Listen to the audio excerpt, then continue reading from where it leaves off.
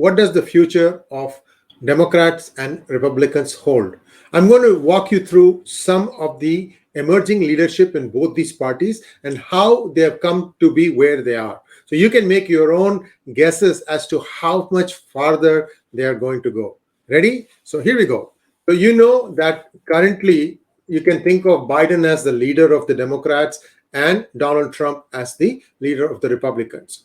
What does the future hold for the Democrats? Let's take a look at the Democrats. There are many qualified people. However, I think this person stands the best chance of running for president.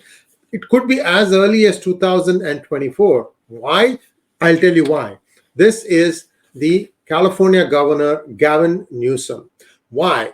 Because there are two things that are going for him. First of all, the Republican leadership thought that he was a dangerous element, and they tried to recall the governor. You can recall a governor in California. It has happened before.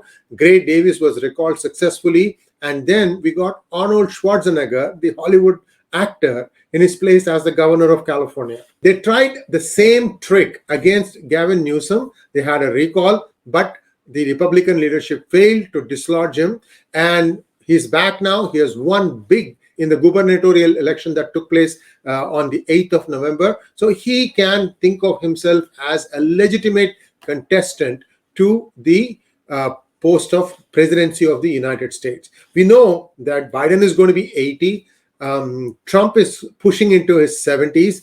Pelosi is well into her 80s, and so is Mitch McConnell. So there are a lot of spots to be filled, and it is one article in The Hill that piqued my curiosity, and that's why I put this monologue. In that, there is a prediction that Biden might fire Kamala Harris and install Gavin Newsom as his vice president today, so that everybody knows come 2024 that Gavin Newsom is going to be the running for the presidency of the United States. It's just one guess. The other guess is that he might himself step down and nominate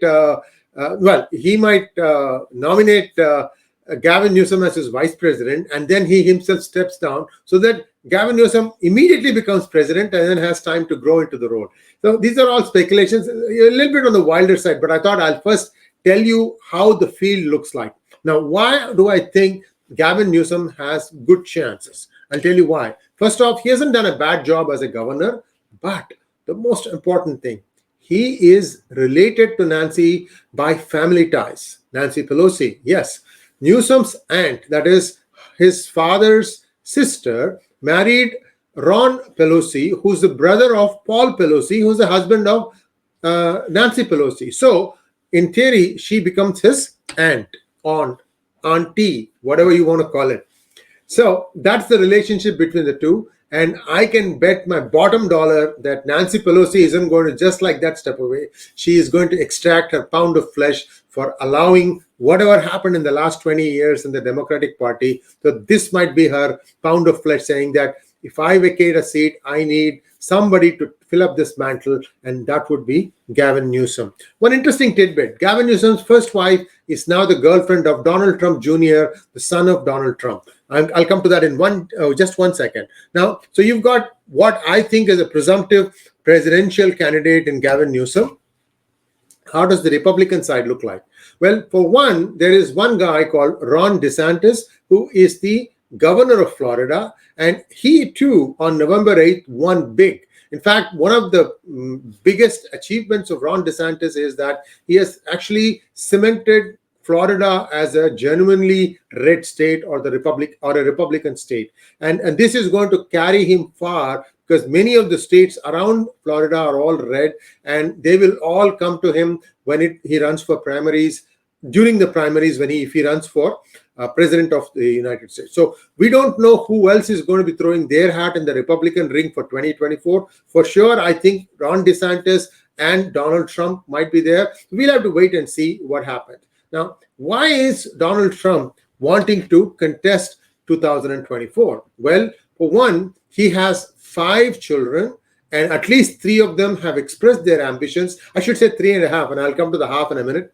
3.5 have expressed their ambitions for higher office. Who are they? From left to right, you can see the picture here. Eric Trump, Tiffany Trump, then Barron, who's a kid still, Ivanka, and Don Jr. And who's the half?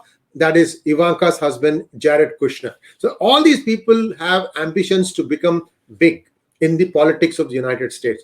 Who's going to win? Who's not going to win? First step that they need to take is to have some sort of an administrative position, either as a senator or to run for the governor of a particular state, put down roots, grow into that, establish some credentials. So there is some distance. They are some distance away from becoming serious contenders. There is one other outside contender, in my opinion, that is Elise Stefanik. She's a fourth-term congresswoman from the state of New York. She's currently the House Republican Conference chair, very, very young, very driven, and very ambitious. So we don't know who's going to win, who's not going to win. However, on the Democratic side, things are looking extremely good. Why do I say that?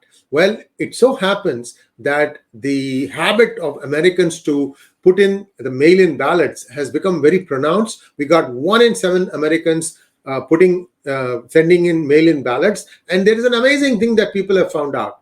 They're saying that 85% of the mail-in ballots are voting Democrat.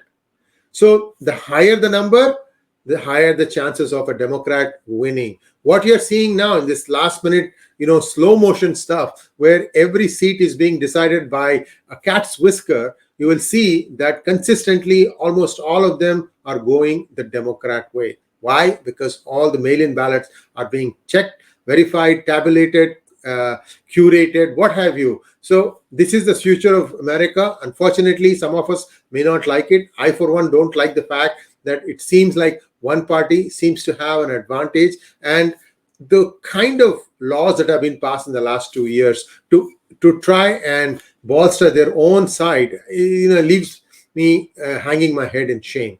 Thanks for watching. Please like, share, and subscribe to our channel, and don't forget to click on the bell button for notifications. Namaskar.